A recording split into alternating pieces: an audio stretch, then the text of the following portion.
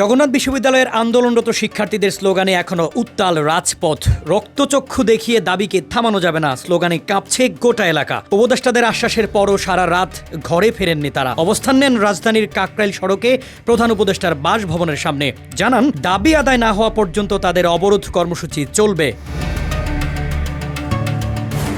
আবাসনের নিশ্চয়তা, বৃত্তি চালু ও প্রস্তাবিত বাজেট কাটছাঁট না করার দাবিতে 14 মে প্রধান উপদেষ্টার বাসভবন অভিমুখে লং মার্চ শুরু করেন শিক্ষার্থীরা। তাদের সঙ্গে একাত্মতা জানান শিক্ষকদের একাংশ। এ সময় পুলিশি বাধায় উত্তেজনা রূপ নেয় সহিংসতায়। লাঠিপেটা, কাঁদারে গ্যাস, সাউন্ড গ্রেনেড, এমনকি জলকামান ছুড়ে ছত্রভঙ্গের চেষ্টা করা হয় আন্দোলনরতদের। এতে আহত হন শতাধিক শিক্ষক, শিক্ষার্থী, সাংবাদিক ও পুলিশ সদস্য।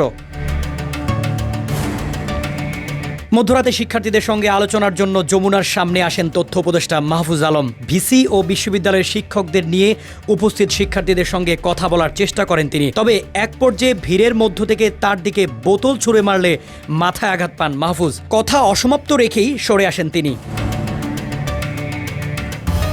পরে সাংবাদিকদের জানান, শিক্ষার্থীদের যৌক্তিক দাবি নিয়ে অবশ্যই শিক্ষা উপদেষ্টা ও সংশ্লিষ্টদের সঙ্গে আলোচনা করা হবে। প্রয়োজনে প্রধান উপদেষ্টাও হস্তক্ষেপ করবেন। তবুও দাবি মেনে না নেওয়া পর্যন্ত রাজপথ ছাড়বেন না বলে দৃঢ় বার্তা দেন বিক্ষোভকারীরা।